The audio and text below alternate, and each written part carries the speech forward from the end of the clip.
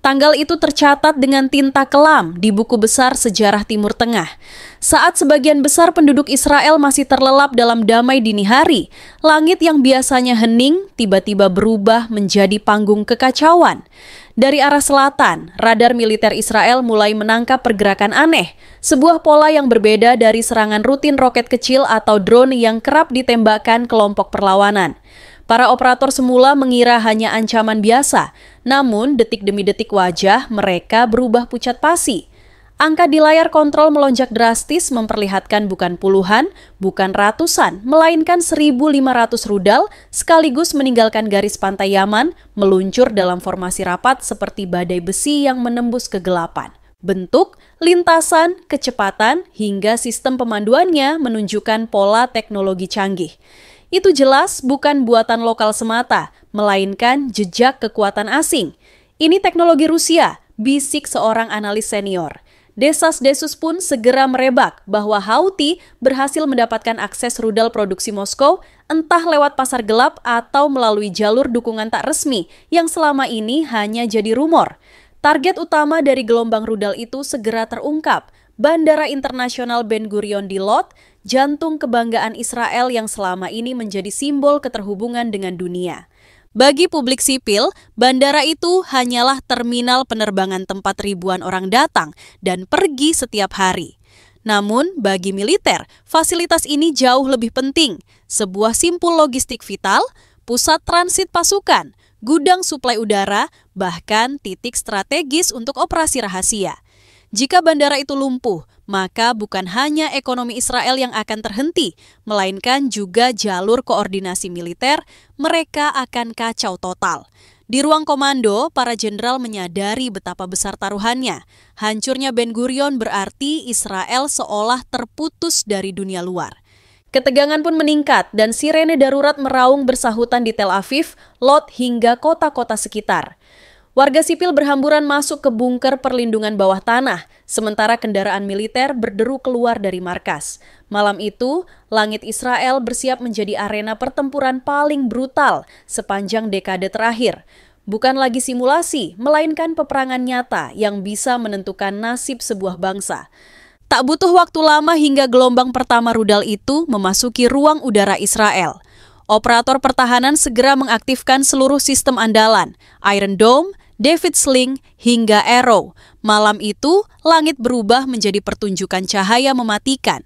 Ledakan pencegat Iron Dome menghiasi angkasa, membentuk kilatan terang yang memecah gelapnya dini hari.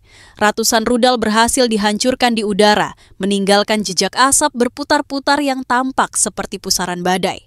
Namun, jumlah serangan terlalu besar untuk ditahan. Sistem pertahanan yang selama ini dielu-elukan sebagai tameng terkuat dunia mulai kewalahan.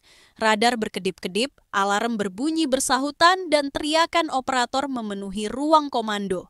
Intercept gagal, terlalu banyak target. Jerit salah seorang teknisi. Beberapa rudal berhasil ditembak jatuh, tetapi puluhan lainnya lolos tanpa bisa dicegat. Iron Dome hanya mampu menahan sebagian kecil, tak lebih dari 1/4 dari total ancaman. Di layar pengendali, titik-titik merah bergerak semakin dekat, menandakan rudal-rudal itu menukik dengan kecepatan hipersonik. Beberapa membawa hulu ledak konvensional, sementara sisanya diduga berisi muatan termobarik yang daya rusaknya mampu menghanguskan area luas. Rudal-rudal itu menukik dengan presisi mengerikan, menembus lapisan pertahanan dan jatuh tepat di jantung Bandara Ben Gurion. Dalam hitungan detik, ledakan pertama mengguncang area terminal utama, kaca pecah berhamburan, disusul hantaman berikutnya yang merobek landasan pacu sepanjang 2 km. Hangar-hangar pesawat meledak, pesawat komersial dan jet pribadi terbakar, seperti lilin di tengah badai api. Gudang penyimpanan bahan bakar bandara berubah menjadi bola api raksasa menjulang puluhan meter ke udara, menerangi langit Tel Aviv dengan cahaya merah menyala seperti neraka di bumi. Suara dentuman bergema hingga radius puluhan kilometer, membuat tanah bergetar seperti diguncang gempa. Menara kontrol runtuh dihantam rudal presisi tinggi, menghancurkan pusat komando penerbangan sipil dan militer. Pilot serta kru yang terjebak di apron berlarian menyelamatkan diri. Namun, banyak yang tersapu gelombang panas membara. Bahkan bunker bawah tanah bandara yang seharusnya menjadi tempat perlindungan terakhir mulai retak dan roboh akibat guncangan beruntun. Di radio komunikasi, suara panik para komandan lapangan bercampur dengan ledakan di kejauhan. "Kami butuh bantuan segera, kami tidak bisa menahan ini," teriak salah satu perwira IDF sebelum sinyalnya hilang ditelan kobaran api dan asap. Ledakan besar berikutnya mengguncang kota Lot, menyalakan api yang menjalar cepat ke area pemukiman padat di sekitar bandara. Rumah-rumah warga runtuh dihantam gelombang kejut, kaca pecah menghujani jalan, dan puluhan mobil terbakar menjadi rangka hitam. Warga sipil berlarian ketakutan, tangisan anak-anak bercampur dengan teriakan panik orang dewasa, menciptakan pemandangan yang menyerupai kiamat kecil.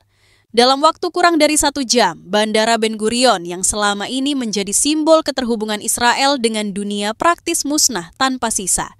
Terminal utama rata dengan tanah, landasan pacu berubah menjadi kawah besar penuh puing, dan hangar-hangar hanya tersisa rangka besi yang hangus.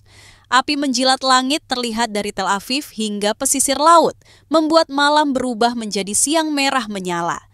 Korban jiwa pun berjatuhan dalam jumlah mengerikan. Ratusan tentara IDF yang bertugas menjaga fasilitas strategis itu tewas seketika. Sebagian lain terjebak di reruntuhan. Warga sipil yang tinggal di sekitar bandara ikut menjadi korban, baik karena ledakan langsung maupun akibat runtuhnya bangunan. Rumah sakit di Tel Aviv kewalahan menampung gelombang korban luka bakar, patah tulang, dan trauma psikologis yang mendalam. Kamera media internasional yang merekam dari kejauhan menyiarkan gambar mengerikan. Kobaran api raksasa, asap hitam menutup langit, puing-puing berterbangan, dan suara sirene ambulans bersahut-sahutan. Dunia pun gempar. Bagaimana mungkin Israel, negara dengan sistem pertahanan udara terbaik di dunia, bisa dibuat lumpuh total hanya dalam 1 malam? Pertanyaan itu bergema di setiap ruang berita, di jalanan, bahkan di ruang sidang pemerintahan. Iron Dome, David Sling, dan Arrow yang selama ini dielu-elukan sebagai perisai kebal ternyata tak mampu menahan badai rudal yang datang bertubi-tubi. Bagi rakyat Israel, malam itu menjadi mimpi buruk yang menghancurkan rasa aman yang selama ini mereka percayai. Pemerintah segera mengumumkan keadaan darurat nasional. Perdana Menteri tampil di televisi dengan wajah tegang, menyatakan bahwa negara baru saja mengalami salah satu serangan paling mematikan dalam sejarah modern. Namun alih-alih menenangkan, pidatonya justru memperdalam ketakutan. Warga bertanya-tanya, jika bandara utama bisa hancur, lalu apa yang masih bisa dianggap aman? Sirene terus meraung dari Tel Aviv hingga Ashdod, bahkan sampai Haifa di utara. Jalan-jalan utama dipenuhi kepanikan massal. Ribuan warga sipil meninggalkan kota besar dengan mobil dan bus menuju pedesaan yang mereka yakini lebih aman. Lalu, lintas macet total, klakson bersahut-sahutan, dan di banyak titik warga terpaksa berjalan kaki membawa koper barang seadanya atau hanya sekadar selimut untuk berlindung. Di bunker-bunker darurat, suasana pun tak kalah mencekam. Orang-orang berdesakan saling menatap dengan ketakutan, sementara anak-anak menangis tanpa henti. Banyak keluarga tercerai-berai, tidak tahu apakah orang terdekat mereka masih hidup atau sudah menjadi korban.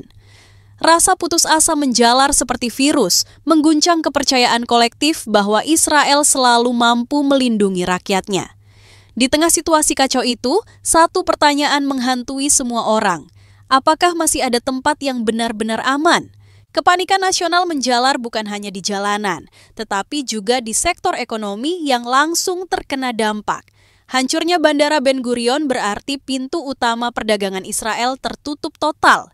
Seluruh penerbangan sipil maupun militer lumpuh, perusahaan penerbangan internasional buru-buru membatalkan jadwal mereka, dan perusahaan kargo menangguhkan semua distribusi. Dalam hitungan jam, efek domino mulai terasa. Jalur suplai udara yang selama ini menjadi nadi impor Israel terputus, membuat stok barang-barang vital menyusut drastis. Supermarket dipadati warga yang panik membeli kebutuhan pokok, rak-rak makanan cepat kosong. Antrean panjang mengular hingga keluar gedung dan ketegangan meningkat setiap menit. Harga kebutuhan pokok meroket, sebagian barang dijual dengan harga berlipat ganda. Di banyak tempat, situasi berubah menjadi kacau. Massa yang marah merusak toko karena kehabisan persediaan. Aparat keamanan yang dikerahkan tak mampu mengendalikan kerumunan yang semakin brutal. Beberapa toko bahkan terpaksa ditutup setelah jendela dan pintunya dihancurkan oleh warga yang nekat mencari bahan makanan. Israel yang selama ini dikenal sebagai negara dengan ekonomi tangguh dan stabil mendadak goyah hanya dalam satu malam. Krisis pangan dan ketidakpastian pasokan barang membuat masyarakat merasa semakin terisolasi. Seolah-olah seluruh negeri terputus dari dunia luar. Beberapa tokoh bisnis terpaksa menutup usaha mereka karena amukan massa. Di dalam pemerintahan sendiri, gejolak politik mulai muncul dengan cepat. Oposisi menuding Perdana Menteri terlalu percaya diri pada sistem Iron Dome dan mengabaikan potensi serangan skala besar. Dalam sidang darurat, anggota parlemen oposisi berteriak penuh amarah, menuntut penjelasan bagaimana mungkin 1.500 rudal bisa menembus pertahanan yang digadang-gadang paling canggih di dunia. Menteri Pertahanan ditekan untuk segera mengundurkan diri, sementara para jenderal IDF dipanggil satu persatu untuk mempertanggungjawabkan kegagalan total ini. Di luar gedung parlemen, kemarahan rakyat tak terbendung. Ribuan orang turun ke jalan membawa poster, membakar ban, dan meneriakkan yel-yel menuntut keadilan. Mereka bukan hanya marah karena bandara hancur dan banyak nyawa melayang, melainkan juga karena rasa aman yang selama ini mereka percayai telah hilang. Tel Aviv, Yerusalem, hingga Haifa dipenuhi demonstran yang menyalakan api dan menyerukan pengunduran diri pemimpin negara. Media internasional menyorot momen ini sebagai salah satu titik terendah dalam sejarah politik Israel modern. Tekanan dari dalam dan luar negeri membuat pemerintahan goyah seakan berdiri di atas pasir yang runtuh setiap saat. Israel yang selama ini dikenal sebagai negara dengan militer kuat dan stabilitas tinggi kini tampak rapuh di mata dunia. Serangan Houthi tidak hanya menghancurkan infrastruktur vital, tetapi juga meruntuhkan citra kekuatan yang selama ini menjadi kebanggaan nasional. Serangan spektakuler ini langsung menggemparkan dunia internasional. Pagi itu, seluruh media global menempatkan tragedi di Israel sebagai berita utama. Gambar kobaran api raksasa di Bandara Ben Gurion menghiasi layar televisi dari New York, London, hingga Jakarta. Dewan Keamanan PBB segera menggelar sidang darurat membahas krisis yang berpotensi mengguncang stabilitas Timur Tengah.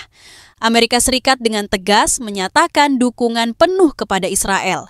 Presiden Amerika Serikat berjanji akan mengirim bantuan militer tambahan, termasuk sistem pertahanan canggih, serta paket bantuan kemanusiaan untuk menangani ribuan korban luka. Gedung Putih mengecam serangan Houthi sebagai aksi terorisme internasional yang tak bisa ditoleransi. Uni Eropa pun menyuarakan hal serupa, meski beberapa negara anggota menekankan perlunya diplomasi agar konflik tidak meluas. Namun reaksi dari kawasan Timur Tengah justru berbeda. Iran, Suriah, dan sekutunya menyebut serangan Houthi sebagai respons sah terhadap agresi Israel selama bertahun-tahun. Di jalanan Teheran, Sanaa, hingga Beirut, ribuan orang turun ke jalan merayakan apa yang mereka sebut sebagai kemenangan simbolis melawan musuh besar. Rusia memilih bungkam, menolak berkomentar soal dugaan bahwa rudal yang digunakan Houthi adalah buatan mereka, sementara Cina menyerukan agar semua pihak menahan diri. Di dunia maya, media sosial meledak. Tagar terkait serangan itu menjadi trending global hanya dalam hitungan jam. Video ledakan di Bandara Lot tersebar luas, dibagikan jutaan kali di berbagai platform, memicu gelombang perdebatan dan emosi yang membelah opini publik dunia.